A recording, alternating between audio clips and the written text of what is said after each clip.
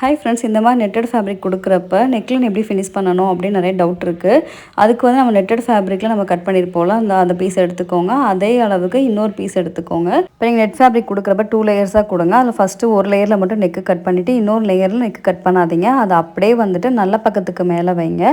நல்ல பக்கத்துக்கு மேலே வச்சுட்டு இந்த மாதிரி பின் பண்ணிக்கிறேன். இப்போ உள் பக்கமாக இருக்கிறது மெயின் ஃபேப்ரிக், வெளியில் இருக்கிறது வந்துட்டு இன்னொரு ஃபேப்ரிக். ரெண்டுமே ஒரே ஃபேப்ரிக்காக இருந்தாலும் நீங்கள் வந்துட்டு ஒன்றை வந்து இன்னொன்றுக்கு மேலே வச்சு பின் பண்ணிக்கோங்க. ஒரு பீஸில் மட்டும் நெக்கு கட் பண்ணுங்கள், இன்னொன்றில் கட் பண்ணாதீங்க.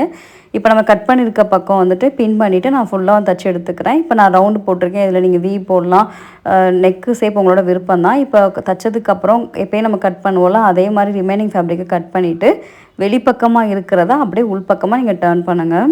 இப்போ நம்ம உள்பக்கமாக டர்ன் பண்ணதுக்கப்புறம் ஷோல்டர் சைடு, ஆம்ஹோல் சைடெலாம் எக்ஸ்ட்ரா ஃபேப்ரிக் இருக்கும்ல, அதை ஈவன் பண்ணி நீங்கள் பின் பண்ணிக்கோங்க. இப்போ கரெக்ட் அளவுக்கு ஃபஸ்ட்டு ஒரு ஃபேப்ரிக் கட் பண்ணோம்ல, அந்த அளவுக்கு நீங்கள் எல்லா கார்னரும் நீங்கள் தையல் போட்டு எடுத்துக்கோங்க. ரிமைனிங் இருக்க ஃபேப்ரிக்கை கட் பண்ணி விட்டுருங்க.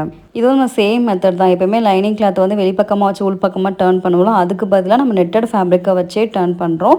நீங்கள் இந்த மாதிரி 2 லேயர்ஸ் நெட்டு கொடுக்குறப்ப உங்களுக்கு ஸ்ட்ராங்காகவும் இருக்கும், நீட் ஃபினிஷிங் இருக்கும். கண்டிப்பாக நீங்கள் ட்ரை பண்ணி பாருங்கள்.